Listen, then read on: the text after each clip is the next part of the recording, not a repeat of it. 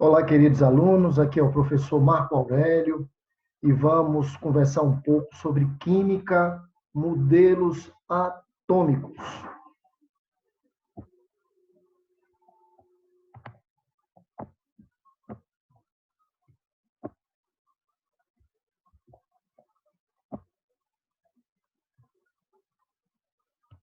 Bom, nossa história começa mais precisamente na Grécia. Filósofos gregos, membros da escola de Abdera, na Trácia. A matéria era formada por partículas pequenas e indivisíveis chamadas átomos, e os gregos, eles eram filósofos. A gente deve a esses povos a primeira concepção filosófica do átomo. Os gregos não se utilizaram de experimentos. Em 1808, na Inglaterra, o pai da teoria atômica moderna, John Dalton, ele cria alguns postulados, e esses postulados, eles são bem interessantes, e estão eles aqui.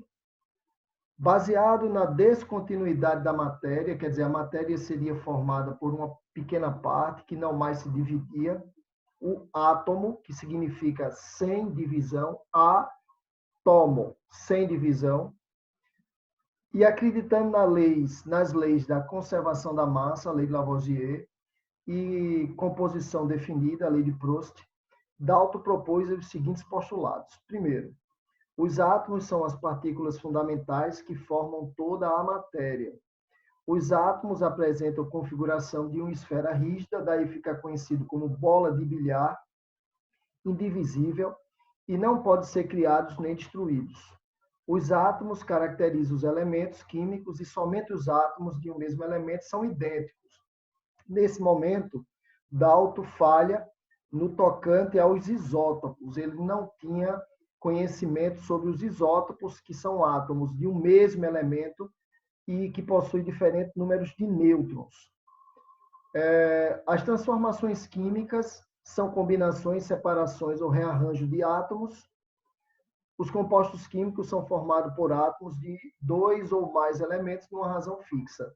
Nesse momento, também, Dalton não admite a criação de moléculas gigantes, como, por exemplo, o octano, C8H18, aí 26 átomos. Para Dalton, o átomo teria uma proporção de 1 para 1, 1 para 2, 1 para 3, 2 para 3. Essa seria a proporção de combinação entre esses átomos para formar não as moléculas, mas sim os átomos compostos.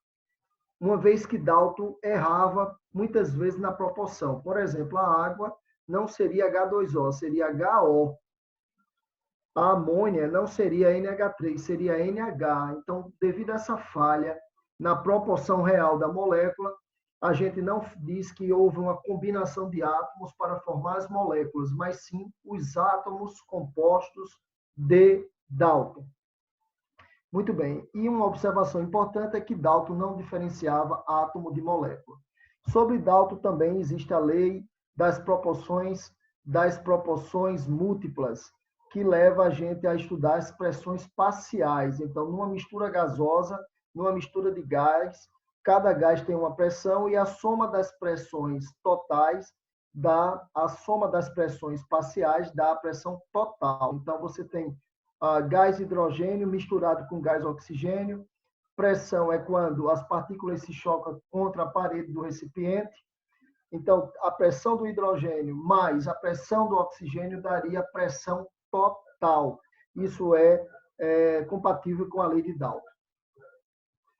Bom, então, a gente vai agora para duas grandes descobertas. A descoberta do próton e a descoberta do elétron, que foi feito na ampola de Crookes. Então, vocês estão vendo aí a ampola de Crookes, é um tubo de vidro, e ele trabalhava com gás rarefeito, quer dizer, uma pressão muito pequena, e altas descargas elétricas. Então, os gases eles se tornam condutores de eletricidade quando a atmosfera está rarefeita e se dá altas descargas elétricas nesse aparelho. Muito bem. Aí, chegando aqui para a primeira descoberta, que foi o próton. A palavra próton significa primeiro, então a primeira partícula a ser descoberta foi o próton. Então, nós temos aí a descoberta do próton, dos raios canais, foi realizada por Eugene Goldstein, através de experimentos de descarga em ampolas contendo gás, quer dizer, uma pressão decimal, 0,1 milímetros de mercúrio, observou focos luminosos, raios anódicos, aqui o ânodo, acompanhando o mouse, o ânodo é o polo positivo e o cátodo o polo negativo. E aqui no cátodo tinha um anteparo perfurado. A presença desse anteparo perfurado é importante para refratar, desviar a luz. Só assim o próton vai ser visto, se tiver um anteparo perfurado, formado por partículas positivas, vinda da direção do ânodo, denominado mais tarde de prótons. Então, a menor parte dessa luz era o próton. Eugene Goldstein é quem descobre o próton. Eu vou agora passar aqui para vocês, para a gente ver essa simulação. Vendo essa simulação, fica bem mais interessante, né? Então, veja só. Aqui nós temos a ampola, o tubo de vidro, com gás hidrogênio, numa pressão muito pequena. E uma descarga elétrica vai acontecer do polo negativo e no polo positivo. O que é que vai acontecer nesse momento? Então, veja, os elétrons vão se chocar contra o gás hidrogênio, e aí vai arrancar o elétron do gás hidrogênio e liberar o próton, que vai ser atraído para o polo negativo. Tá aí os chamados raios anódicos ou raios canais. Então, o próton ele é chamado de raios anódicos ou raios canais. Então, mais uma vez, você tem aqui o elétron que se choca contra o hidrogênio. No hidrogênio tem um próton e tem o elétron, e isso vai fazer com que o próton seja atraído para o polo negativo, dando uma luminosidade aqui atrás desse anteparo, tá certo? Então, esse foi o experimento que o Eugene Goldstein fez para descobrir o próton. Eu tenho outra situação aqui para vocês, que é o seguinte. Vamos para cá. Então, indo aqui para o nosso, voltando aqui para o nosso slide, e nós temos aqui o seguinte. Então, compartilhando aqui mais uma vez, chegando aqui, passando. Então, se a carga positiva havia sido descoberta, os cientistas foram atrás das cargas negativas, né? Então, isso aconteceu em 1897, com a descoberta do elétron por Thomson, em inglês chamado Thomson. E o experimento que ele fez também foi na ampola de Crookes, no tubo de vidro, e esse experimento foi o seguinte: ele colocou gás aqui rarefeito, uma pressão de 0,1 milímetros de mercúrio, e uma descarga elétrica muito grande, na ordem de 1.000 e poucos volts, 15.000 volts, e notou que uma luz saía do polo negativo cátodo em direção ao polo positivo. Essa luz projetava a sombra de anteparos, então ela desloca-se em linha reta.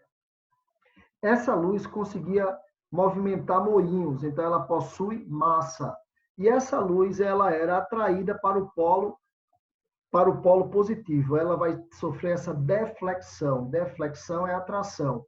Então ela tem natureza negativa. A menor parte dessa luz deu-se o nome do elétron. Então, o elétron. E Thomson, baseado na descoberta de Goldstein do próton e na sua descoberta do elétron, muda o modelo atômico. Então, ele refuta o modelo de Dalton, conhecido como bola de bilhar, ultrapassa esse modelo atômico e cria um outro modelo conhecido agora como pudim de passas. Então, você tem o modelo de Thomson, que é o átomo com uma massa positiva recheada por cargas negativas. Os elétrons poderiam ser retirados, e aí você teria um íon positivo. Se o elétron sai, um íon positivo dá-se o nome de cátion. E o elétron também poderia ser acrescido, um novo elétron acrescido, e aí você teria um íon negativo ânion. Ou seja, os fenômenos elétricos estavam explicados nesse modelo. E os radioativos também. Se por acaso houvesse uma perturbação aqui por radiação dos prótons, uma movimentação de prótons, aí haveria a emissão de radiação. Então, esse modelo atômico do pudim de passas, ele substitui a bola de bilhar. Perceba também que, como as cargas estão distribuídas, estão espalhadas, ele possui densidade uniforme. Bom, e aí em 1911 apareceu um neozelandês chamado Rutherford, e Rutherford tinha a incumbência de provar que o modelo atômico do Thomson estava correto. E ele fez uma experiência muito interessante, onde ele pega aqui um bloco de chumbo, o chumbo é um isolante radioativo, coloca dentro polônio, polônio emite radiação alfa.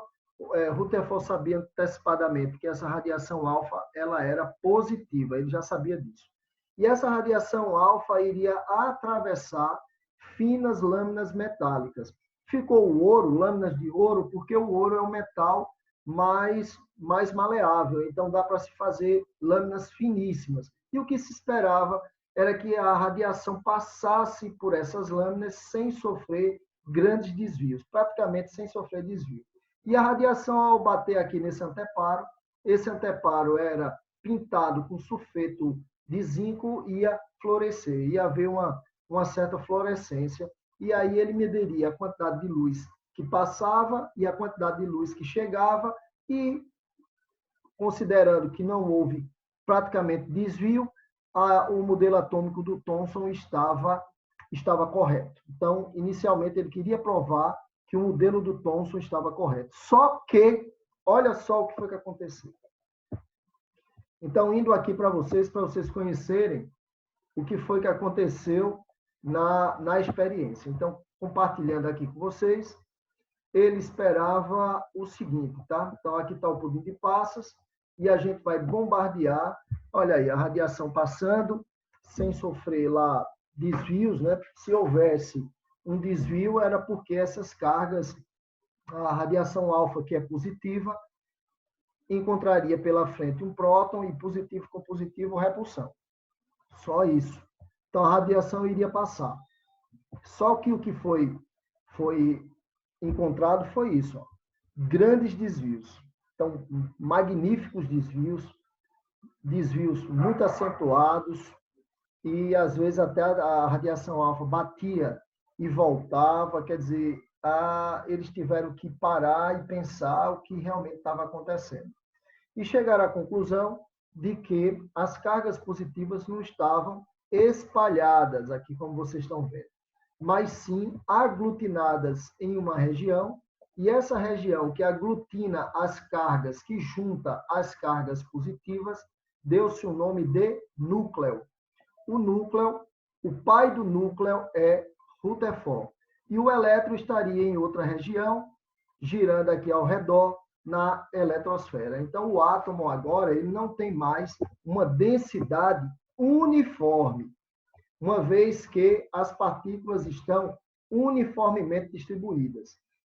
O átomo vai ter uma densidade disforme, ou seja, uma área que concentra a massa pesada, chamada núcleo, e uma eletrosfera extremamente vaga, rarefeita, onde circula os elétrons. Muito bem. Ele chegou também, na experiência que ele fez, a determinar aqui o tamanho relativo desse núcleo. E o raio do átomo é 10 à quinta ou 10 à quarta. 10 à quinta é 100 mil, 10 à quarta é 10 mil vezes maior do que o raio do núcleo. Então, o raio do átomo é 10 a 100 mil vezes maior do que o raio do núcleo. Então, Rutherford também foi capaz de estabelecer aí o núcleo e o seu tamanho relativo. Então, vamos recapitular o que foi que a gente estudou até agora aqui. Esse primeiro modelo atômico é conhecido como bola de bilhar, é o modelo do Dalton. Aqui nós temos o chamado pudim de passas, que é o modelo do Thomson. O átomo seria uma massa positiva recheada com cargas negativas. E aqui está o planetário, o sistema planetário de Rutherford. Só que aí surge um grande problema. O elétron negativo girando ao redor do positivo, o próton, iria perder energia e entrar numa espiral suicida. Então, esse modelo atômico era extremamente instável. As órbitas suicidas do Rutherford. E esse modelo ia de encontro ao que se sabia da física, né? Aos modelos físicos, às leis físicas vigentes. Bom, e aí o que foi que aconteceu? O Rutherford não tinha nenhuma explicação para isso acontecer, a matéria não seria autodestrutível, né? A matéria não se autodestrói, e o tempo passou, 2 anos depois apareceu um outro pesquisador, conhecido como Niels Bohr. E Niels Bohr, ele é bem interessante porque, antes da gente falar do modelo atômico do Bohr, a gente vai falar um pouquinho sobre a luz, né? A natureza da luz, já que a luz ela está bem em voga nesse modelo atômico. Só que antes disso, deixa eu colocar aqui para vocês, eu tenho outro simulador sobre a experiência de Rutherford que eu julgo bastante interessante e eu gostaria de mostrar para vocês. Então, está aqui a simulação. Olha que coisa linda essa simulação, né? Então, o que era esperado para Rutherford, aqui você tem aqui o bloco de chumbo, o polônio emitindo radiação, e note que a radiação iria passar sem sofrer grandes desvios. Aqui, ó, houve um desviozinho para cá, muito pouco, né? Um aqui para a esquerda, muito pouco. Só que o que realmente obteve foi isso daqui. Então, era desvio para um lado, desvio para o outro. Olha para cá, 90 graus, batia e voltava. Quer dizer, foi isso que fez o Rutherford a pensar em juntar as cargas positivas numa região chamada núcleo, pai do núcleo, e os elétrons ficar na eletrosfera. Muito bem. Então, está aí bem interessante o que eu estava querendo mostrar para vocês. Então, agora, a gente volta para cá para a gente bater um papo sobre a luz. Então, antes de começar o modelo atômico do Niels Bohr, vamos falar sobre a luz. Então, a luz são ondas elétricas magnéticas perpendiculares. A menor parte da luz, já que tudo é descontínuo, tudo tem uma menor parte, é conhecida como fóton.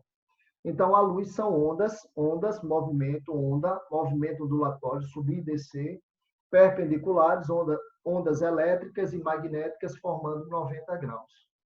E aqui, ó, tá os pedacinhos de luz que Max Planck, em 1900, chama de fóton. Eu vou aqui para vocês mostrar uma simulação de um fóton que eu acho bastante interessante.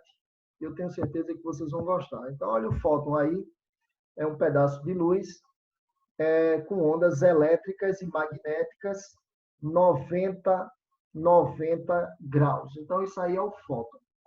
A energia de um fóton, a energia de um pacote de luz, de um quantum de luz. Quantum é pacote, quanta são pacotes. Então, é dado pela expressão E é igual a H vezes F, onde H é a constante de Planck. Vale 6,62 vezes 10 a menos 34 joules por segundo. E F é a frequência com que essa luz está. Muito bem. Então, continuando aqui com vocês, vamos para o modelo atômico do Niels Bohr. Então, está aqui o Niels Bohr, em 1913, ele criou esses 3 postulados. O físico dinamarquês Niels Bohr expôs algumas ideias que modificaram e explicaram as falhas do modelo atômico planetário. O modelo atômico representado por Bohr é conhecido como modelo atômico de Rutherford-Bohr porque o intervalo de tempo só são 2 anos, 1911 e 1913. Então, a eletrosfera está dividida em camadas coaxiais, vocês vão ver essas camadas coaxiais a uma mesma distância, e os elétrons nessas camadas apresentam energia constante. Cada camada vai ter uma energia.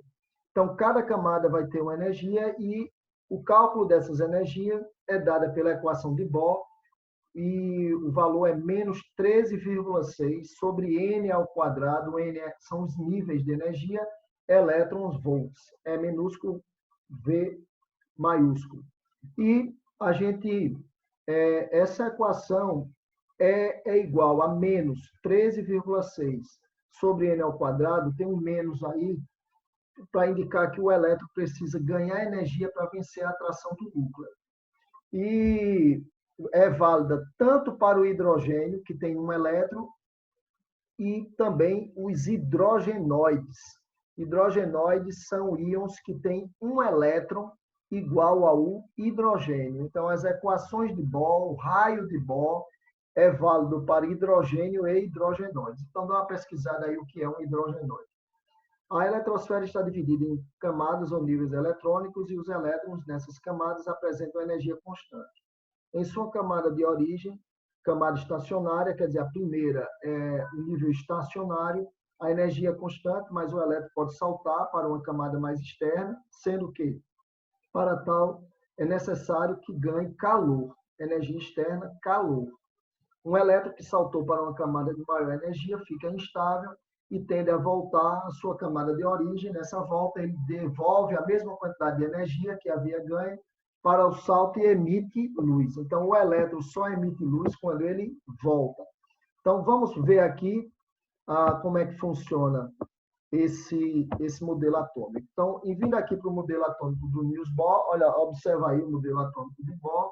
O elétron está girando ao redor do núcleo sem ser atraído pelo núcleo, ou seja, sem ganhar nem perder energia, o que a gente chama de órbitas estacionárias. Órbitas estacionárias é quando ele gira sem ganhar nem perder energia. Vamos estimulá-lo, vamos excitá-lo. Então, pedaços de luz, fótons, e tira o elétron da órbita. Então, ele pulou da primeira, segunda, terceira, quarta, quinta órbita. Quando ele volta, emite luz. Então, ele está agora aqui, ó, emitiu luz. Ó. Esse fóton aqui foi a emissão dele. Então, o elétron emite luz quando ele volta, não é quando ele vai. Quando ele sai, ele ganha energia. Olha ele aqui agora, ó, ele pulou dessa última camada para essa daqui. Então, essas camadas têm a mesma distância, são ditas coaxiais. Então, são níveis coaxiais. Então, o elétron está girando, vamos tirá-lo aí desse estado, ó, pulou agora aqui para essa camada, e quando ele voltar, ele emite luz. Esse vermelhinho daqui foi a emissão de luz. Olha, agora ele vai emitir luz. Ó. Isso aqui é luz que ele está emitindo. Então, o elétron ele vai ganhar energia para pular para uma órbita mais afastada, mas quando ele perde essa energia, ele volta para a sua órbita de origem emitindo luz. Muito bem. Então, recapitulando aqui, nós temos aqui o modelo atômico do Dalton. Então, esse é o modelo da bola de bilhar. Aqui nós temos o pudim de passas de Thomson, o sistema planetário instável. Nós temos aqui o espiral suicida de Rutherford, e aqui as órbitas estacionárias do Niels Bohr. E também a energia quantizada. Cada órbita dessa tem um valor determinado de energia, que é dado pelaquela expressão que a gente tinha estudado, menos 13,6 sobre n ao quadrado. A diferença, aqui é o nível 1, aqui é o nível 2, nível 3, nível 4, nível 5, nível 6. Então, a gente calcula aqui o nível dessa primeira energia, calcula o nível da segunda energia, e a diferença entre os níveis é o que faz com que o elétron ganhe essa diferença entre os níveis e salte para uma órbita mais afastada do núcleo. E quando essa energia passa, esse calor passa, ele volta emitindo luz. Volta emitindo luz. Muito bem. Então, a gente estudou os modelos atômicos. Vamos fazer agora algumas questões.